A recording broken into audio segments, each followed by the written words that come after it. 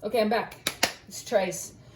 Listen, we need to discuss pressure cookers, electric pressure cookers. This one is an Instant Pot. I also have a Nesco, and this is a 6 quart. I see lots and lots and lots of people talking about 1.5 million different ways to do rice, and there are. I have a video on how to do it with a little bit of oil and you fry it up, but sometimes you just don't have that kind of time or energy. I have these melamine bowls. I got them at my Chinese grocery store because it fits nicely inside there, okay? So take a bowl, any bowl, it's gotta be relatively deep though, and make sure it fits in there, okay? As long as you do that, you can do this. So first, in the bottom on a trivet, 1 cup. I even measured, which I never ever do, okay? In the bowl, 1 cup of white rice. This can be long grain, short grain, sushi rice. This happens to be Basmati because I like it and my son likes it, and it's a great all-purpose, I just think, flavorful rice. And then, so there's the 1 cup of rice, and measured 1 cup of water. Add a pinch of salt, just because, come on. Right. Give it a shush around. Don't bother rinsing it. I don't rinse. There we go. And then that's it. That's it.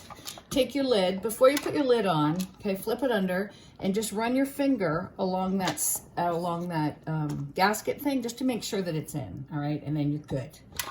So you put your lid on, lock and load, and then you come down here and you hit pressure, or sorry, manual. Whoops, high pressure, 6 minutes. That's it. After it comes to pressure, it will cook for 6 minutes, and then it'll start to count up. And once it goes back up to 10 minutes, I'm gonna open it. I'll meet you back here. That's all she wrote. Okay, I'm back. 10 minutes. Turn it off. So just open, steam that way, get rid of that. So remember, this was the 6 minutes on high pressure, and then I just left it on its own to come down for 10 minutes. The pin dropped on its own at about minute 8 actually on mine, but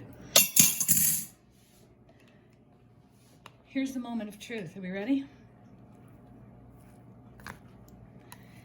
There's no water in the bottom, and look how perfect those grains are. It's the easiest thing ever. Check it out.